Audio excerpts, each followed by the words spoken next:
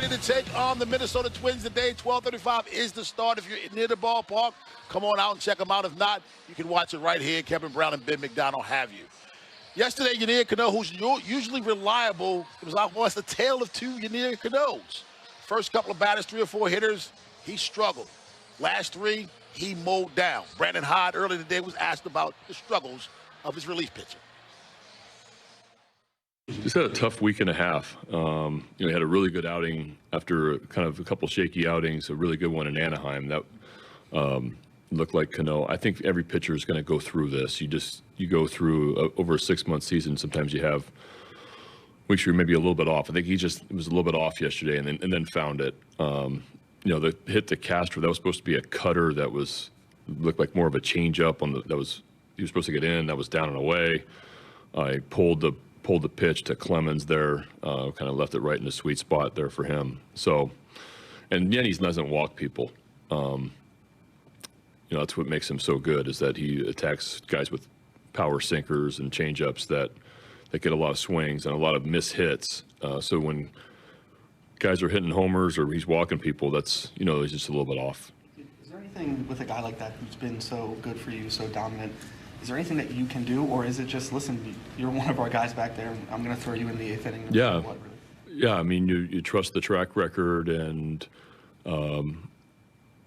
he hasn't, he's been so good for 3 years. I mean, excellent. And I've tried to use him in the appropriate situations to try to give him, the ability to have success. He's also faced, unlike yesterday, honestly, he normally faces the toughest right-handers in someone's lineup, and that's a extremely challenging job to do. And with the lead or with a tie game, the majority of nights he pitches, and he's come through 90-something% of the time. It's just a little bit of a hiccup for me. I think that you pat him on the back, and we love you, we need you, and he'll figure this out. I like the Birds' chances today to try to get a win out of the season, not only from the Twins, but also this series. Sugano is on the mound. You always have faith when he's there. The 3 big home runs provided yesterday for the Birds by Gunnar, Mullins, and Kjerstad. Birds got a chance today. If the offense gets cranked up and they get what they can rely on from, of course, Tomo. We're getting ready for some baseball, but of course you cannot have baseball without the national anthem. As the kids are here today, big day for them, the field trip day, and they're here to root on the Orioles, and they were off. They were very, very loud before the game. Let's go down to Adrian Robinson with the introduction about national anthem. I'm back, I could go another round. Yeah, I'm back, you know I don't play around. Yeah, I'm back, standing here, I'm pound for pound, taking anything and everybody on. Yeah, I'm back, I could go another round. Yeah, I'm back, you know I don't play around. Yeah, I'm back, standing here, I'm pound for pound, taking anything and everybody on. Yeah, I'm back. Ninth Major League start coming for Tomoyuki Sugano. He'll hope the Orioles can get a win here to close this season series where the Twins have taken the first 5. It's a beautiful Thursday at the ballpark. Sun trying to peek out, and the sun shines on Tomoyuki Sugano in the center of the Orioles diamond today. Yeah, making his 9th start. You see the record, 4-2. And how about the ERA, folks? 2.72. Opponent's batting average is .225, and I tell you what, his last 5 starts have been outstanding. 4 of the 5 have been quality starts, and probably his last time out might have been his best start of the year. He worked a season-high 7 1/3 against the Angels in that start. 3 hits, only allowed 1 run, did not walk a batter, and struck out 5. This is StatCast 3D, powered by Google Cloud. We'll take a look at the pitch arsenal for Sugano. Still fastball, 2 and a 4-seamer, still 30%, and then there's a sweeper, the cutter, the curveball, and the sinker down at the bottom. There's the opponent's batting average. That sweeper, 176. Look at the cutter, 105. Sugano's going to face a 23-20 Minnesota Twins team that has won 10 games in a row. The hottest team in baseball. The Twins got home runs from a whole bunch of hitters yesterday, including a game winner from Cody Clemens in the 8th inning of Game 2. He's in the 8th spot. Ty France and Harrison Bader both injured and out of the lineup for Rocco Baldelli's Twins. Longest win streak in baseball at 10. And boy, you go back since April the 22nd, the Twins are 16-5 over their last 21 games. That is the best winning percentage in baseball during that span. Twins are 23-20. The Orioles 15-26. Trying to get out of the hole and hoping it starts today with Sugano and Byron Buxton. Day baseball on a Thursday, May the 15th. And the first pitch swung on by Buxton. A cutter popped up on the infield to a charging Ryan Mountcastle. One pitch and one out. Well, let's take a look at the Oriole defense behind 35-year-old Tomoyuki Sugano. See, Kerstad gets the start in left. Mullins back in center. Tyler O'Neill in right. Your double play combination. H&H, Henderson and Holiday. Rivera back over at third. Mountcastle just saw make the play over at first. And Adley Rutschman behind home plate for the Orioles. Slightly above league average. Is 1-2. Shot in the air to left center field. Cedric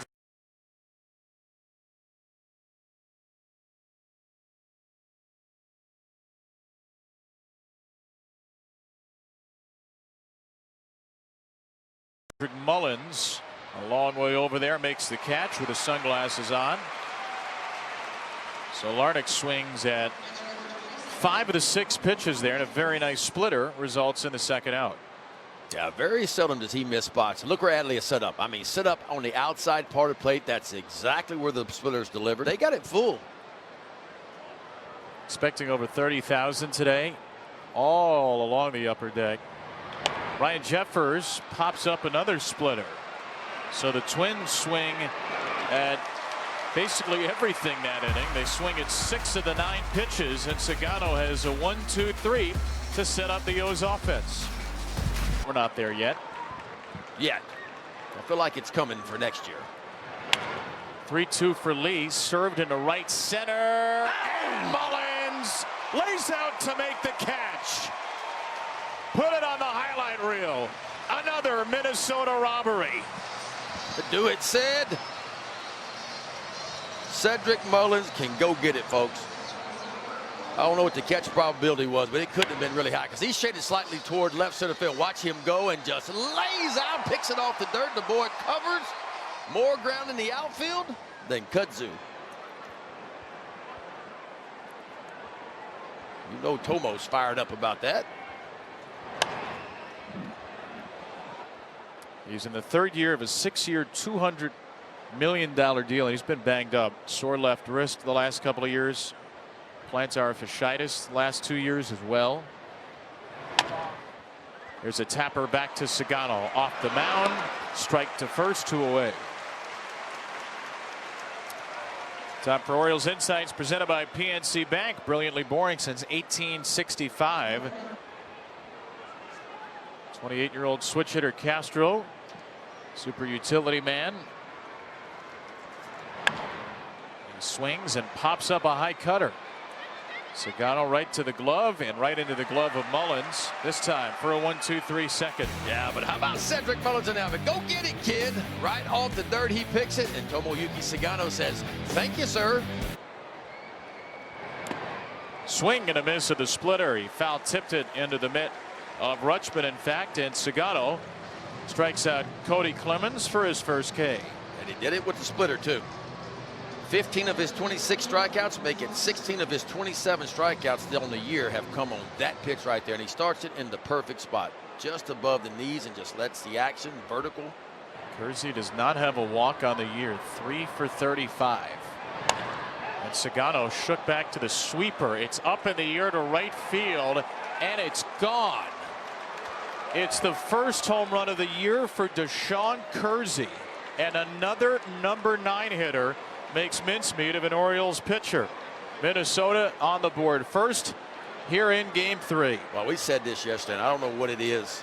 The 7, 8, and 9 hole hitters this year, the opponents against the Orioles, are performing at a very unusual high level for 7, 8, and 9 hole hitters. And that's just a missed spot there. Just trying to get a backdoor breaking ball, and it just goes very similar to the pitch that Cody Clemens hit out yesterday off Cano. Just a breaking ball that goes down towards the barrel of the bat, working back to the left-handed hitter. And the way Sugano's been pitching, this is not the kind of start they expected to have.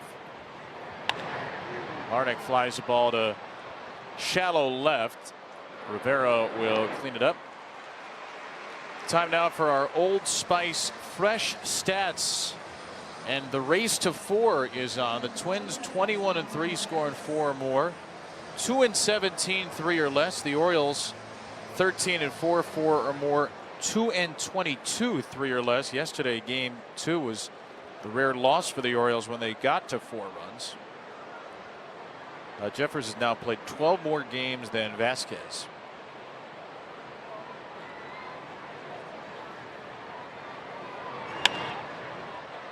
Off the end of the bat, still travels out to fairly deep right center for Mullins.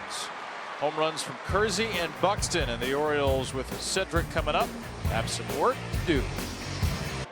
Ball attendants are kind of like umpires. You don't want to think about them. You don't notice them until you notice them. Holiday spins and throws out Lee. Third time in 4 innings, Sugano's retired the leadoff man. 3 divisions right now that have 4 teams over 500. The National League West is one of them.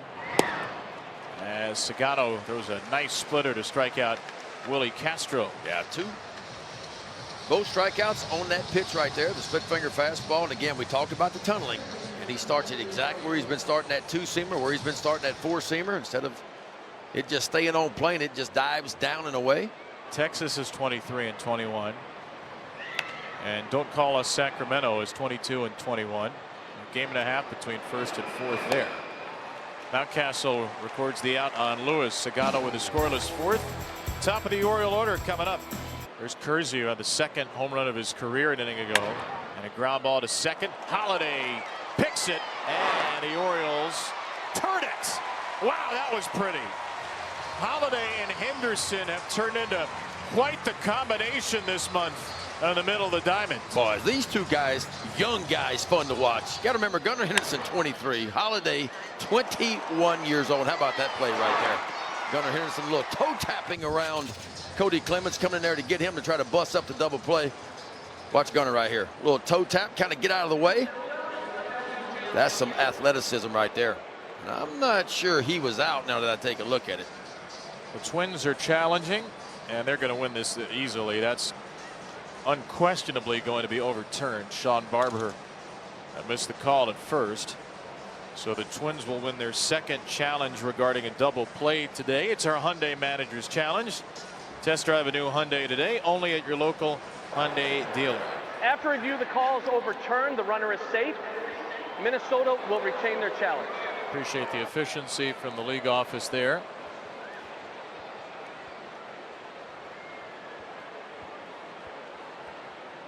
When does the ball get to the interior of the glove? And clearly Kersey's foot was on the bag first.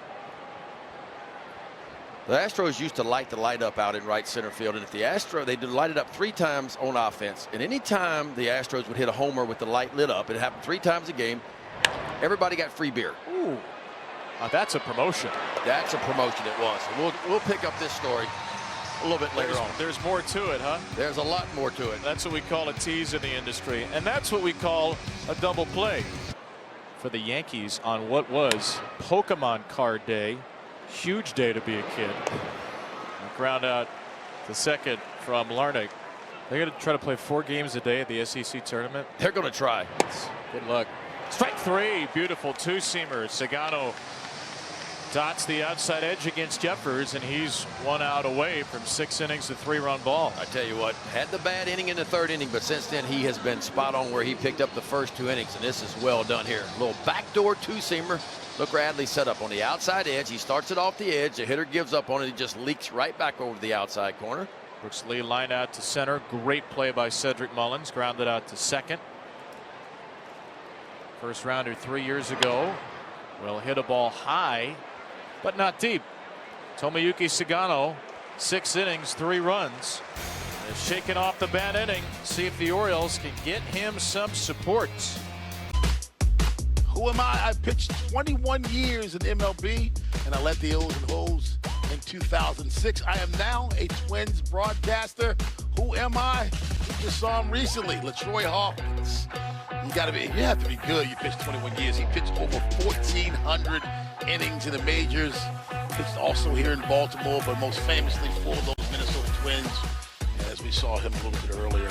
Birds dropped this one 4-0 to the Minnesota Twins, losing all 6 games to the Twins on the heels of a 10-game winning streak over the Twins. Sugano pitched today, went 7 innings, giving up 4 runs. Right now, let's go to him and his translator, Yuto. How did you feel like your stuff was today, and do you feel like maybe you pitched a little bit of tough luck there other than the home run ball? 今日全体的にどうでしたが、あとはちょっとアンラッキーな部分もあったのかなと思ったんですけど、その辺どうでした？そうですね。なんとか先制されないように気をつけてましたけど、あの回はもったいなかったなっていう気がします。I tried to make sure they didn't score first, but unfortunately I just gave up that, a couple of runs that inning. How did you feel going into the 7th inning, and did the injury break impact you? 7回投げることになったと思うんですけど、怪我のちょっとトレーナーが出てきた時って何か影響ありましたか？確かにちょっと間が空いて難しい部分もありましたけど、なんとか昨日のダブルヘッダーで中継ぎピッチャーもたくさん投げてたので、チームの助けになれればと思ってあの回は投げ切りたかったなっていう気持ちです。I know there was a moment there, and I was put in a difficult position for a second, but we had a doubleheader yesterday. Wanted to go the distance a little bit today for them.